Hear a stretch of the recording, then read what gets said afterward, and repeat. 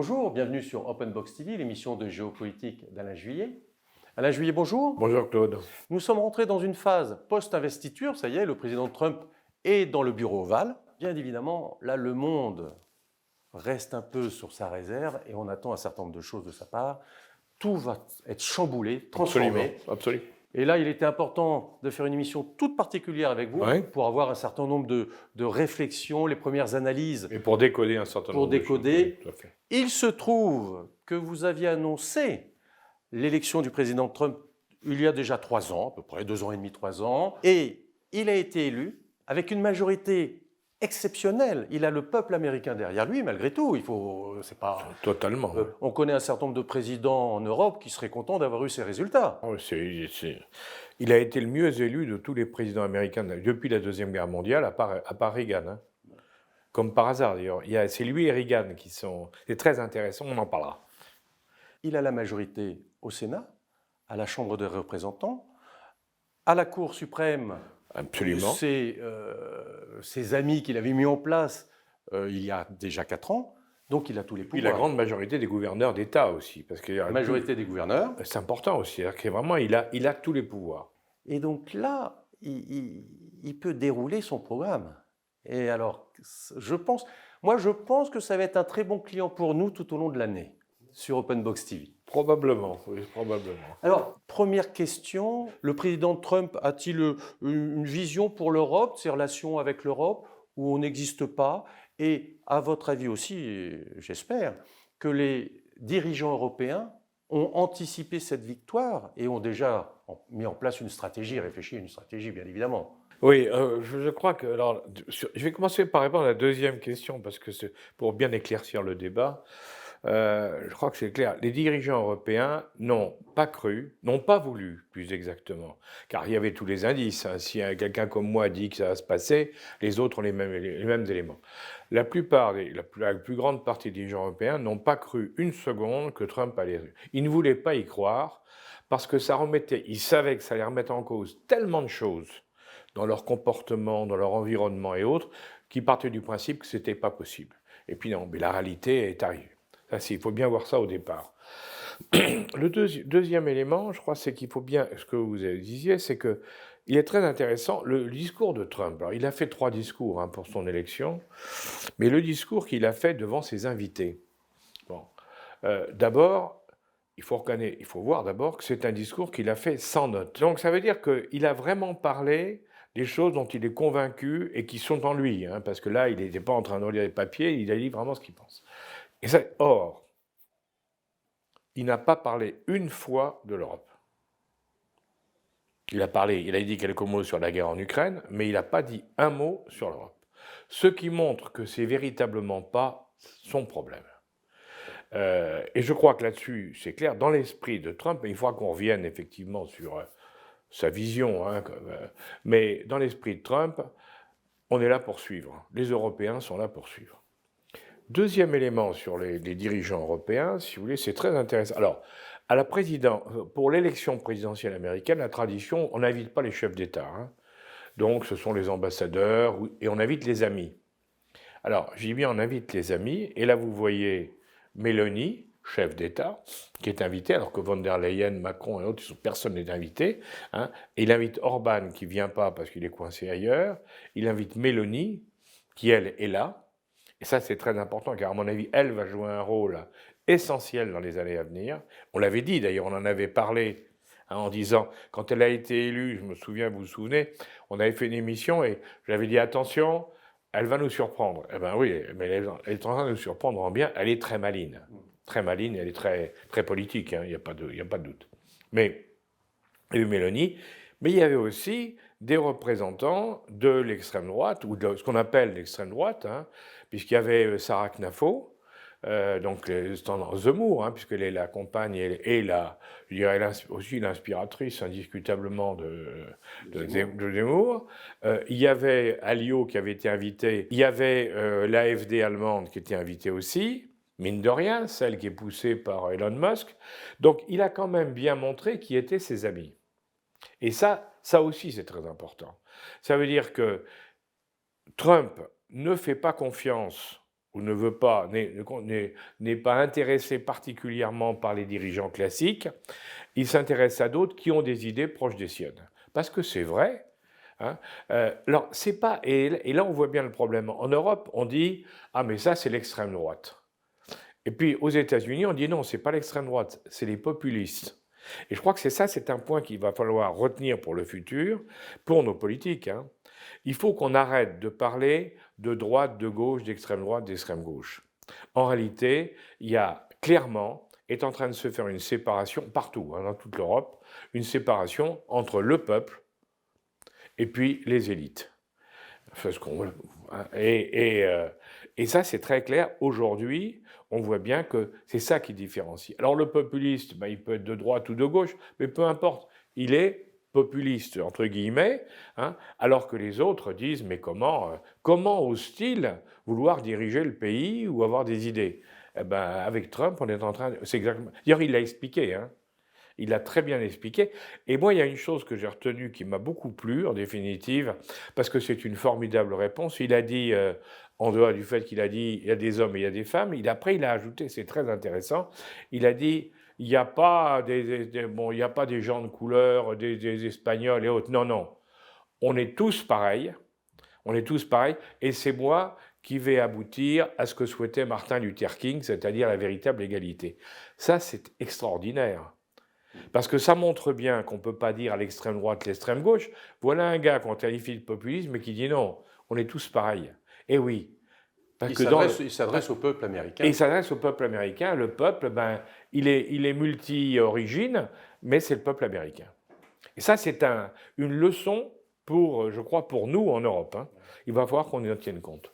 D'ailleurs, parmi les invités, il y avait aussi le président argentin. Un autre... Mais qui est une réussite économique. Oui. Tout le monde se moquait de lui, mais... Mais oui, mais pareil. Quand il a dit on va couper dans les dépenses et tout, eh ben, il a réussi. Il est en train de réussir, indiscutablement. Effectivement, les chefs d'État européens n'étaient pas là. Mais sur la photo de famille, je dirais en tout cas la photo il y avait en première ligne tous les grands patrons de la tech américaine. Oui, et pas que, il y avait aussi Arnaud chez nous. Oui, Arnaud. Oui, Arnaud aussi avec sa femme. Mais symboliquement, on peut se poser la question, on peut dire, malheureusement, les vieux pays européens sont relégués en seconde zone par rapport à la puissance de la tech, de l'IA, du 2.0. C'est impressionnant. C'est-à-dire, Trump, aujourd'hui, va tirer la puissance des États-Unis par cette technologie. Et d'ailleurs, les Chinois, c'est le combat du 21e siècle. Absolument. Et c'est plus impressionnant qu'un conflit armé. Celui qui dirige la technologie et l'IA dirige les peuples. Tout à fait. Vous avez raison. Vous avez 1000 fois raison parce que là aussi, ça n'a pas été compris. Hein. Trump, en définitive, on l'avait dit, mais puis c'est confirmé par tout ce qu'il fait, Trump, c'est la dernière chance de l'Amérique pour éviter le déclin. L'Amérique était en crise. Toutes les prévisions nous disaient que la Chine serait largement la première puissance mondiale en 2049. Et c'est vrai que si Trump arrive à réussir son pari, il va freiner ce développement de la Chine. Alors, ils seront peut-être au coude à coude, ou il sera peut-être un peu moins, certainement pas un peu plus, mais en tout cas, ils seront au coude à coude. S'il réussit, moi je suis convaincu qu'après Trump, dans 4 ans, ce sera son vice-président, Vance, qui va être élu. Et lui, il fera 2 mandats, puisqu'il sera à nouveau président. Donc ça veut dire que cette politique actuelle, on va la voir pendant 12 ans. Et on peut faire du travail pendant 12 ans. Et on peut faire du travail pendant 12 ans, et on peut effectivement changer les choses. Et partant de là, je dis, s'ils réussissent, parce que là, Vance, il est très bon, hein, c'est pas Kamala Harris, hein, c'est un super bon. Hein. S'ils y arrivent, alors effectivement, ça va changer la face du monde. Quand vous regardez ce qu'il annonce, le déclin, il essaie de supprimer tous les problèmes que nous avons aujourd'hui. Alors, bien sûr, on l'a vu avec le wokisme. Le wokisme, on sait bien, hein, un peuple qui n'a pas chez Foch, hein, qui disait, un peuple qui n'a pas d'histoire n'a pas d'avenir. Le wokisme voulait supprimer l'histoire, il nous tuait pour le futur. C'était clair, on y est. Bon, il le supprime. Les problèmes d'immigration, on voit bien, mais il le sait aussi, qu'il faut faire de l'immigration contrôlée, qu'on ne peut plus accepter pour des raisons morales ou autres, hein, une immigration débridée parce que ça déstabilise complètement nos pays. Or, même pour les gens qui viennent dans nos pays, il vaut mieux qu'ils arrivent dans un pays stable. Donc, on voit qu'on s'oriente, qu'on le veuille pas, vers une immigration contrôlée. Il le fait carrément, à sa manière à lui. Et il le fait pour tout, d'ailleurs. Dans tous les domaines, c'est la même logique. C'est une logique infernale, hein, mais claire. Nous, on veut retrouver nos billes. Alors, au niveau international, il annonce déjà des augmentations de taxes considérables, pour tout le monde. Hein. Quand il annonce 25% de taxes pour l'économie canadienne, bon, quand on sait qu'entre le Canada et les États-Unis, il y a un accord douanier entre les deux, hein, mais nous, on parle toujours de la France et de l'Allemagne en disant l'Allemagne est la première puissance. C'est notre premier client, mais notre premier fournisseur. Mais par rapport au Canada ou aux États-Unis, c'est un petit chiffre par rapport à eux. Et quand il annonce j'augmente de 25% les taxes, il va mettre à genoux le Canada. Alors, pourquoi il met à genoux le Canada? D'abord parce qu'il veut que les usines elles soient aux États-Unis et pas au Canada. Et puis derrière, comme vous l'avez entendu, il dit mais le Canada, moi je veux le récupérer dans le giron américain. Et effectivement, quand on va avoir une inflation ou une augmentation des prix, les gens vont râler au Canada, et certains gouverneurs ont déjà commencé à dire, mais dans le fond, gouverneurs de province, hein, vous savez que le Canada, ce n'est pas des États, c'est des provinces, mais c'est des très grandes provinces. Et certains ont commencé à dire, dans le fond, être un État des États-Unis, c'est peut-être pas mal. Oui, parce que nous en France, on parle beaucoup du Québec. Bon. Mais quand vous regardez la Colombie-Britannique, qui est à l'opposé, côté Pacifique, c'est le prolongement bien sûr. de la côte pacifique américaine. Même le Québec, il faut dire, bon, nous on reste, les Français on reste. Hein. Le Québec d'abord c'est nos cousins d'Amérique. Bon, on reste avec De Gaulle disant vive le Québec libre. Bon, nous quittons le Canada et puis on va un peu prendre le soleil du côté du canal de Panama. Et nous avions fait une émission sur la logistique, les routes logistiques, la supply chain. Et là, le discours de Trump sur le canal de Panama prouve là aussi que nous avions mis en exergue la puissance des routes maritimes pour l'économie mondiale. Alors tout à fait, vous avez tout à fait raison. Quand on regarde, il y a des passages comme ça, le canal de Suez, et on a vu les Houthis qui le bloquent, et on a vu les résultats, puisque les bateaux ont dû contourner par le cap de Bonne-Espérance 15 jours de mer de plus, ça coûte très cher. Et là, on avait évoqué, bientôt, il y aura le passage du nord-est par le long de la côte de la Sibérie. On gagnera 10 jours par rapport au parcours par le canal de Suez et on n'aura pas à payer les taxes du canal de Suez. Donc, ça sera beaucoup plus intéressant. Et c'est parti. Hein. Là aussi, quand on en a parlé, je me souviens au début, les gens disaient, mais non, c'est dans les glaces. Et puis, avec le réchauffement climatique, on découvre que maintenant, allez, on peut passer 8 mois de l'année sur 12. Et avec les gros brise-glaces que les Chinois sont en train de construire pour donner un coup de main aux Russes, ça passera toute l'année, hein, le procès sera ouvert. Mais justement, alors si on prend Panama, c'est une idée française au départ, mais c'est vrai que ce sont les Américains qui ont financé essentiellement, et c'est même si on a beaucoup donné la main, mais ce sont les Américains qui ont financé. À l'époque de Carter, c'est le président Carter qui a décidé. C'était l'époque, Carter était un gentil, hein, c'était certainement le président des États-Unis le plus ouvert au monde et aux autres. Et il a donné le canal à Panama en disant c'est le poumon de Panama, allez, on va leur donner le canal. Bon. Le problème, c'est qu'un canal comme celui-là, il faut le gérer, et puis il y a des remises en état permanentes. Hein. C'est pas le petit canal à Béziers, hein, c'est pas quelques écluses. Hein. C'est immense, il faut les grands bateaux passent, il y a des lacs, enfin c'est un gros truc, hein, énorme. Ça coûte très cher, l'entretien coûte très cher. Et les Chinois qui sont malins, ils ont compris le truc. Ils sont arrivés et ils ont mis la main sur le canal de Panama, car c'est eux aujourd'hui qui financent l'essentiel de tout ce qu'il y a là-bas. Alors qu'est-ce qui peut se passer? C'est ça le problème de Trump. Trump, je vous rappelle, on en a parlé, son objectif, pour redevenir la première puissance mondiale, il faut freiner l'autre, en l'occurrence les Chinois. Pour ça, il faut leur mettre une pression maximale, dont la pression militaire. OK? Alors, On a une flotte américaine qui passe, qui croise, comme vous savez, devant la Chine. Bon, très bien. Mais s'il fallait en envoyer une autre, toutes les flottes américaines sont du côté atlantique, car les grandes bases américaines sont du côté de l'Atlantique. Donc il faut faire passer les bateaux par le canal, les porte-avions, la flotte et tout, par le canal de Panama pour aller de l'autre côté. S'il faut contourner l'Amérique du Sud, comme on vient de le voir pour le Vendée Globe, là, s'il faut descendre jusqu'au Cap Horn et remonter de l'autre côté, ils perdent 15 jours. Donc pour les militaires, c'est insupportable, perdre 15 jours. Donc il a une raison très claire. C'est une raison, c'est toujours avec son objectif. Trump, on dit qu'il est fou. Moi, je le découvre à chaque fois comme quelqu'un, au contraire, qui a des objectifs extrêmement précis. Et il y va. Alors, il y va à sa manière, en bousculant tout, c'est l'éléphant dans la forêt de porcelaine, mais c'est toujours son objectif. Et là, l'objectif, c'est clair, c'est pouvoir envoyer notre marine Rapidement, en renfort voilà. pour aller là-bas si ça va mal. C'est clair et c'est net.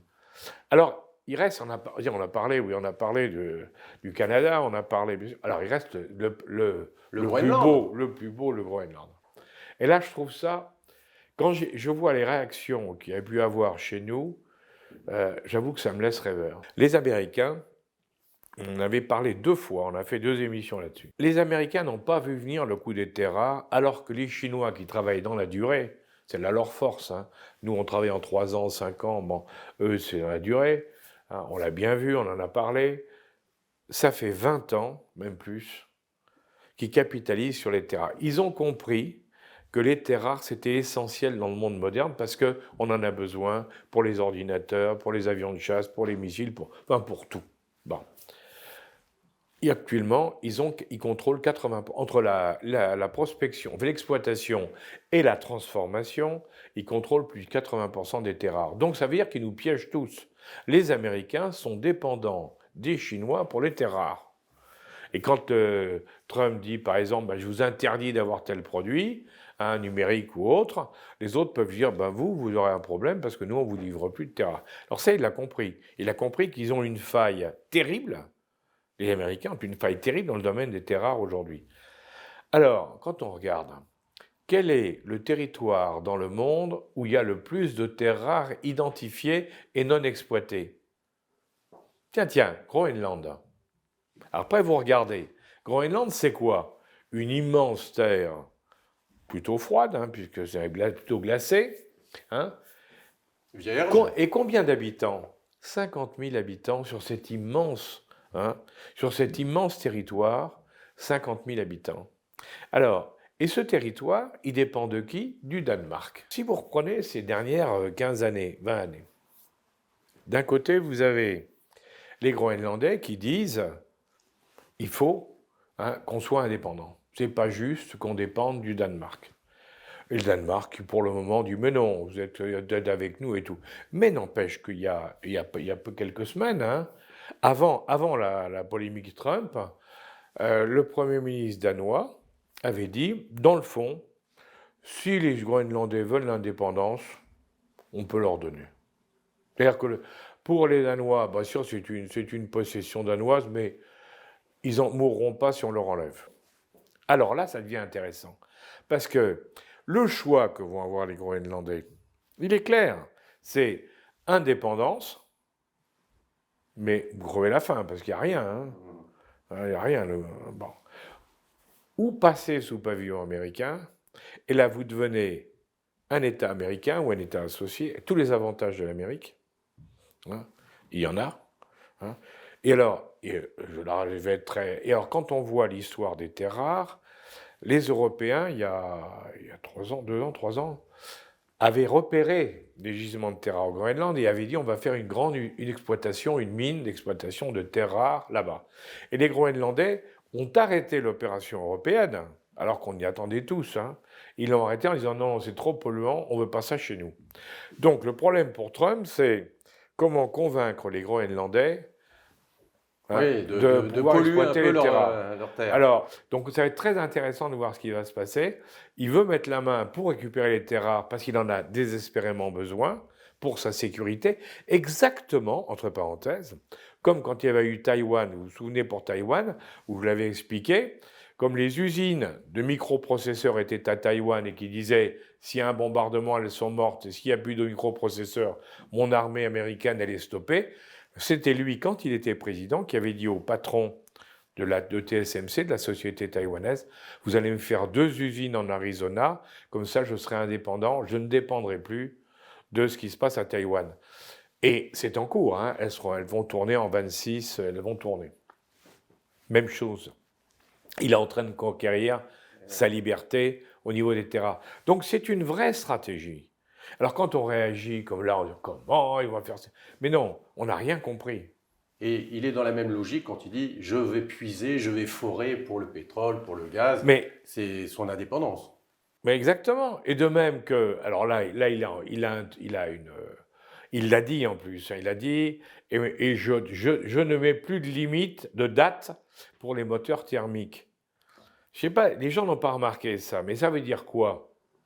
Ça veut dire qu'aux États-Unis, on va continuer à produire des voitures à moteur thermique, diesel et essence, hein, pour le monde entier, puisque partout ailleurs c'est pareil, hein, puisqu'il n'y aura plus que l'Europe qui va être avec ses voitures électriques dont les batteries sont fournies par les Chinois, hein, et qu'en 1935, il n'y aura plus que des voitures électriques, et comme personne n'en voudra en dehors de l'Europe, ben, on a réussi, les Européens ont réussi un coup de maître avec ce qu'a décidé Trump en disant « moi je continue le moteur thermique », et les Chinois qui nous disent « moi je vais basculer sur un moteur à hydrogène », on va se retrouver tout seul avec nos voitures électriques, on est mort. On a tué l'industrie automobile européenne. D'autant que c'est à pleurer. Hein. Vient de sortir un scandale là à la Commission au Parlement européen, où l'ancien commissaire européen en charge du Green Deal a financé des ONG écologiques pour imposer aux parlementaires européens de voter pour le Green Deal. Oui, et c'est pas normal. C'est pas normal. Donc moi, pour moi, même si je pense qu'en Europe, on va souffrir énormément parce qu'il va prendre des mesures contre nous, il va nous taper sur la tête, voilà, mais je pense quand même que c'est aussi une chance pour nous.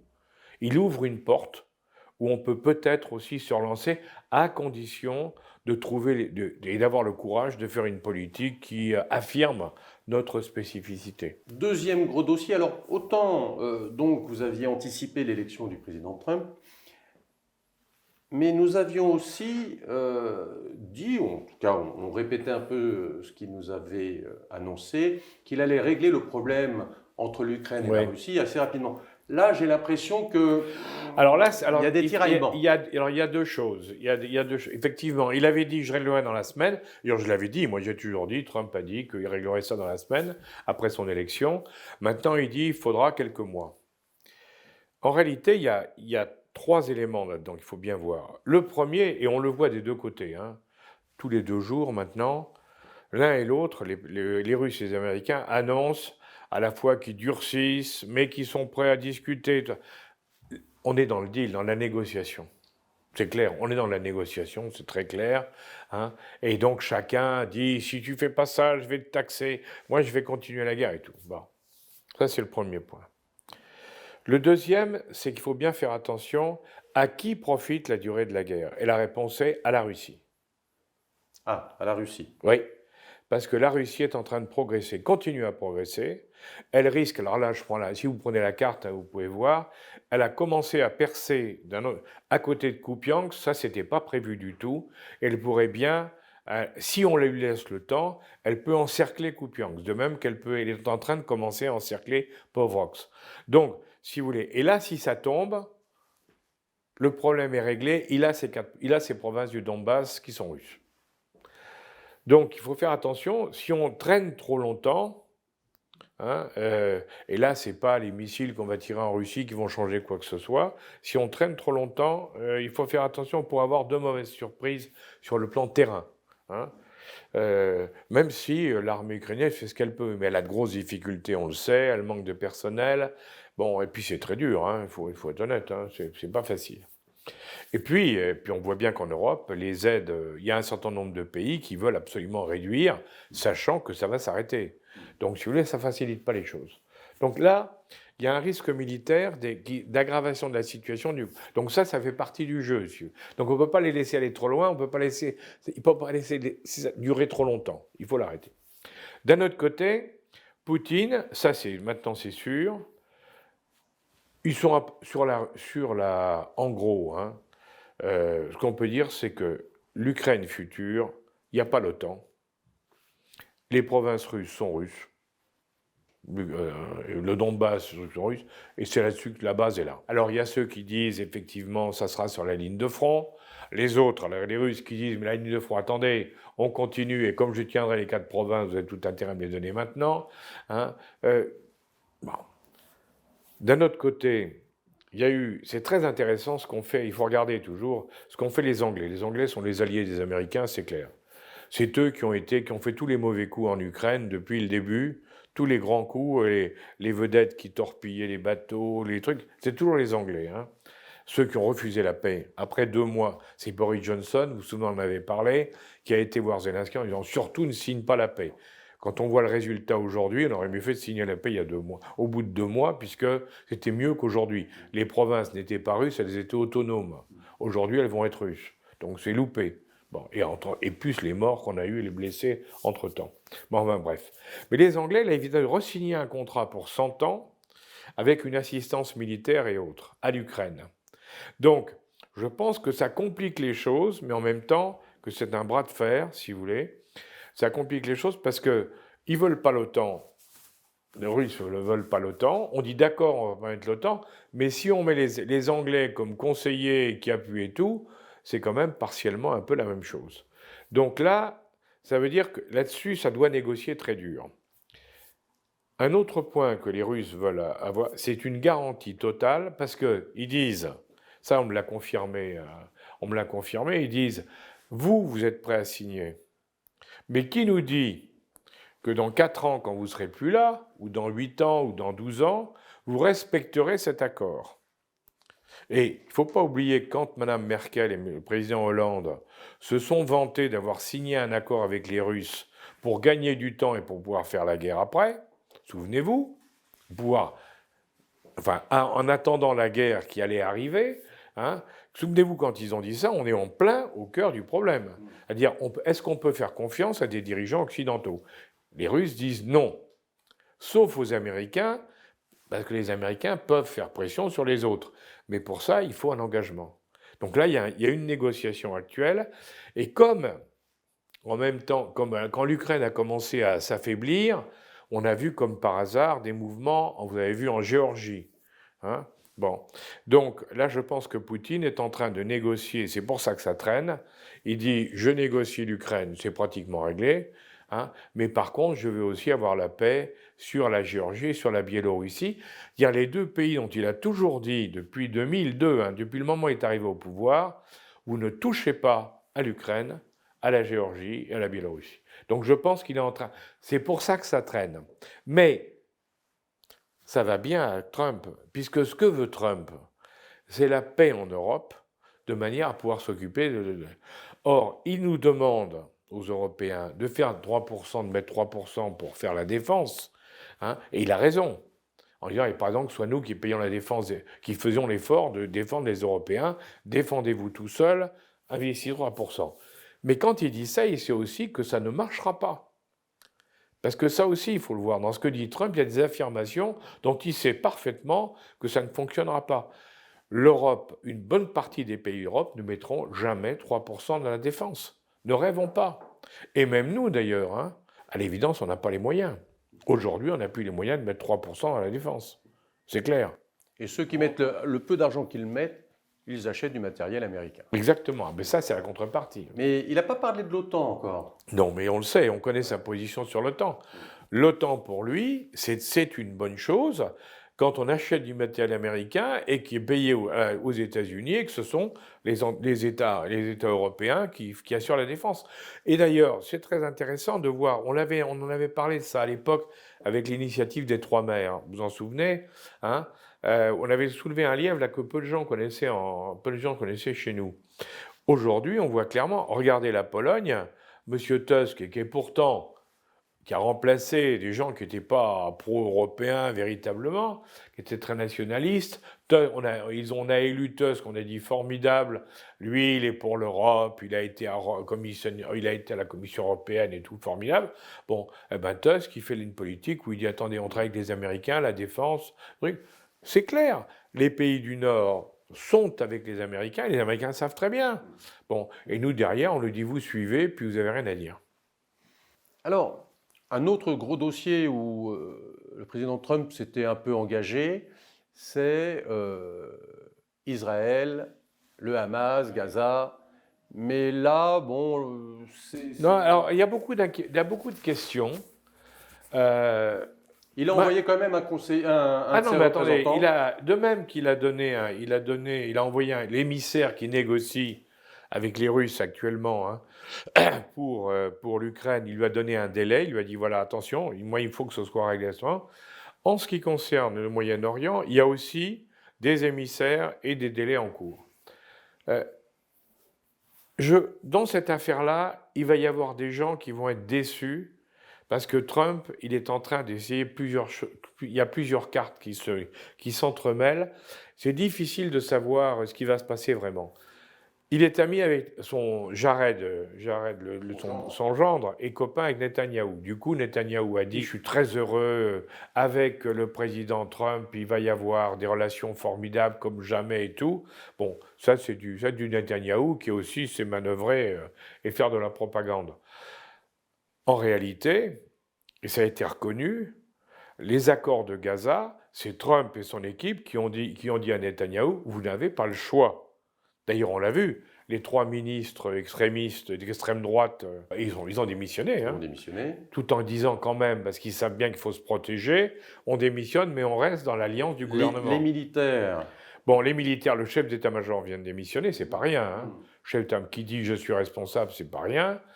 Donc il y a des problèmes, il y a des problèmes. Mais on leur a imposé la fin de la guerre à Gaza, et indiscutablement, ils veulent les Américains et tous les autres veulent y arriver. Bon. Il avait imposé avant la paix au Liban, où un autre gendre de Trump est libanais, il faut le savoir. Donc il n'a pas la même vision que Jared. Hein. Un, c'est les Israéliens, d'autres les Libanais, c'est pas les Israéliens aujourd'hui. Hein. Donc, et Trump, il est au milieu de tout ça. Hein, alors, c'est sûr qu'il veut défendre Israël, il n'y a pas le moindre doute là-dessus. Mais alors la question qui se pose, c'est, en définitive, c'est comment il va régler le problème palestinien et le problème iranien. Parce qu'il y a une solution. S'il joue la solution des 2 États, alors il y a plein de problèmes, parce que aujourd'hui, Netanyahou en a profité pour coloniser encore plus, donc c'est encore plus colonisé qu'avant. 600, 700 000 un colon en gros. Hein, bon. Mais ça pourrait être aussi, comme les Israéliens ne veulent pas entendre parler, par contre avec Netanyahou, et que Jared est proche de Netanyahou, ça pourrait être de dire le contraire, c'est-à-dire de dire, on va laisser les Israéliens occuper, maintenant que le problème est réglé à Gaza, allez, ils occupent la Cisjordanie, et puis tout est à eux. À ce moment-là, il faut trouver des contreparties. Et là aussi, il faudra négocier, parce que Israël, ils le soutiennent, les États-Unis le soutiennent, mais jusqu'à une certaine limite. Hein. Ils ne veulent pas non plus qu'Israël devienne trop puissant, parce qu'on a vu Israël tenir tête aux Américains. Et ça, vous savez, en Amérique, on n'aime pas. Hein. Ça, ils ne le supportent pas. Donc là, il pourrait y avoir je pense qu'il y aura des surprises. Je suis convaincu qu'il y a une volonté. Hein. Les Saoudiens veulent la paix, les Émiratis veulent la paix. Bon, les Palestiniens, je pense qu'ils la veulent aussi. Le problème, il y a aussi un autre problème, c'est qu'il faut imposer un chef. Ils ne peuvent pas laisser le Hamas, c'est clair, mais ils ne peuvent pas non plus laisser l'autorité palestinienne qui est complètement démonétisée. Alors il reste toujours cette hypothèse auquel je crois, je peux me tromper, mais j'y crois toujours, que les Israéliens d'ailleurs connaissent puisqu'ils ne veulent pas le libérer, c'est Barghouti. Hein, vous savez, Barghouti, c'est un chef de l'autorité palestinienne qui est en prison depuis très longtemps, remarque très intelligent, très fort, et qui est le seul capable de fédérer tout le monde. Tout le monde reconnaît la valeur de Barghouti, si vous voulez, le Hamas, le Fatah, tout le monde. Donc, on peut penser que là, si les Américains imposaient une solution avec Barghouti à la tête, là, ils pourraient arriver à faire un truc. Donc, vous voyez, il y a plein d'options. Elles sont en négociation actuellement, c'est clair. Les Israéliens là-dedans, exactement comme ça se passe pour l'Ukraine avec nous, ils sont court-circuités. Ça se passe ailleurs. Mais il va se passer quelque chose parce que tout le monde a intérêt à ce que ça s'arrête. Les Iraniens ont intérêt à ce que les sanctions soient levées contre eux. Même s'ils ont trouvé des parades avec les bitcoins et les accords avec la Chine et autres, ils ont besoin pour se relancer parce que c'est le pays le plus éduqué, hein, et ils ont des richesses. Si on ouvre les frontières, vous verrez qu'en 2 ans, l'Iran prend un rôle essentiel, ce qui ennuiera les Turcs. Donc les Turcs sont pas chauds. Et les Turcs viennent de faire une belle opération, on en a parlé avec la Syrie, où ils ont imposé un régime dont nous découvrirons qu'il est islamique, c'est évident, il n'y a que les gogos, bon, on pourrait croire le contraire, hein, mais peu importe. Mais ça permet de faire du containment, parce qu'ils sont juste à côté de l'Iran. Et ils sont sunnites, ils ne sont pas chiites. Donc, si vous voulez, ça permet de contrôler l'Iran. Donc, d'un côté, ça bloque un peu l'Iran, et pour les Turcs, c'est très bien, puisque l'Empire turc s'oppose à l'Empire perse. Et puis, dans le fond, pour les Américains, c'est pas mal, parce que ça contrôle l'Iran. Et les Iraniens le savent très bien. Il leur reste l'Irak, c'est tout. Vous voyez, hein, et le Liban a pris un coup, là, avec l'histoire du Hezbollah, c'est fini. Donc, tout ça, je vous dis, il y a plein d'éléments qui sont favorables, en définitive, à une négociation générale. Elle est en cours. On va voir le résultat, on le verra dans les mois qui viennent.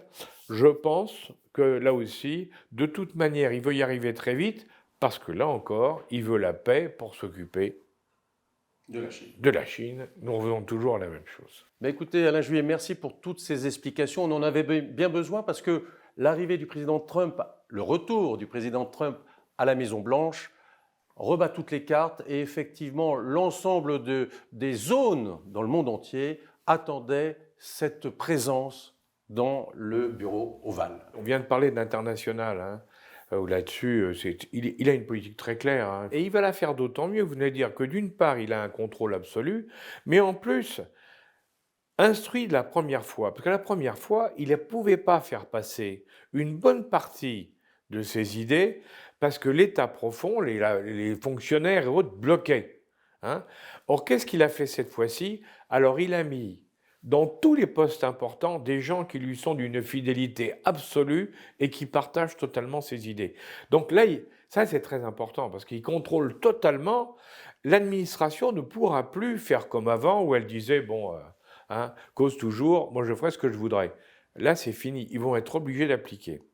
Et une chose qui est pour moi également très importante en regardant les pays européens, c'est que nous, les présidents changent, mais les chefs, la haute fonction publique, tout ça, ça reste. Résultat, aucun président n'arrive à faire la politique qu'il veut faire. Regardez, vous pouvez le voir, hein. Il y a des blocages de partout. Si les présidents en Europe, les chanceliers, les présidents appliquaient la méthode que vient d'appliquer Trump, ils sont élus, ils nomment des gens à eux partout, mais vraiment des gens à eux, eh ben, comme par hasard, je suis convaincu que des quantités de choses se débloqueraient parce qu'on ne serait pas en train de sortir des interdictions et autres. Alors c'est vrai que quand vous voyez la centaine d'ordres, comme il dit, hein, executive orders, qui ont été signés, quand vous regardez, il y en a une partie, un bon tiers, dont les juristes disent avec raison, il ne pourra pas les appliquer parce que la loi américaine le bloque. Mais attention, c'est là où ça devient intéressant. C'est que d'une part, il a signé ça sciemment pour faire bouger les lignes, sachant que ça va provoquer des discussions, que ça pourra dans certains cas provoquer des changements de la Constitution ou des règles ou des lois, mais justement, il prend acte en faisant ça. Alors que chez nous, on dit « Ah mais non, ça c'est pas possible ». Et vous remarquez que chez nous, on dit « Il y a 100 jours pour s'imposer », lui, 24 heures. C'est mieux, hein, c'est plus efficace, parce que les gens n'ont pas le temps de réagir, parce que chez nous, au bout de 100 jours, tout est déjà bloqué, on le sait bien. Donc ça, c'est...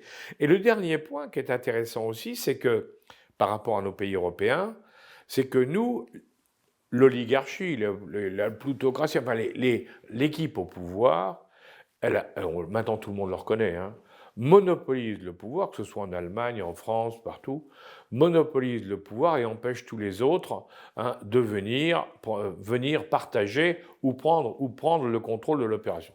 Tout est fait pour bloquer. Regardez l'histoire de la Roumanie quand même. La Roumanie, bon, il y a un gars, il y a eu des influences extérieures. Quel est le pays d'Europe où il n'y a pas des influences extérieures dans les élections?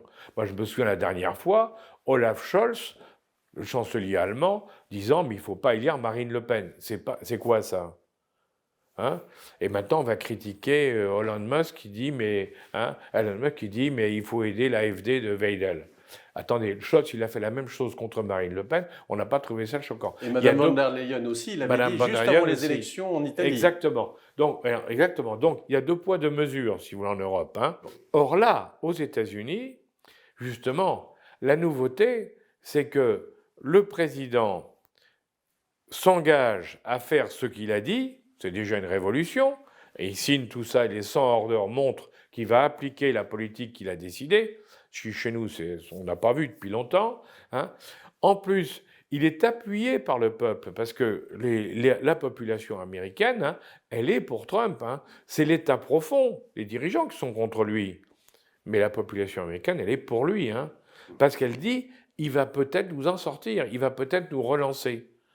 Donc, si vous voulez, c'est très intéressant, parce que un pays en déclin, un patron qui arrive, qui n'a pas peur, hein, ça c'est sûr, on l'a vu, hein, qui n'a pas peur, qui s'appuie sur le peuple et qui dit on va redémarrer, et pour ça, mais il va falloir qu'on mette un coup de sabre à la Milei dans les institutions, parce que le système en place bloque tout, c'est une expérience passionnante et qu'il faut suivre, parce qu'à mon avis, s'il réussit, parce que c'est osé, hein, c'est pas sûr qu'il réussisse, malgré tout ce qu'il fait et ce qu'il dit, mais s'il réussit, ça aura forcément des retombées en Europe, parce qu'on va comprendre que c'est peut-être la seule solution pour enrayer le déclin que nous connaissons dans les pays européens.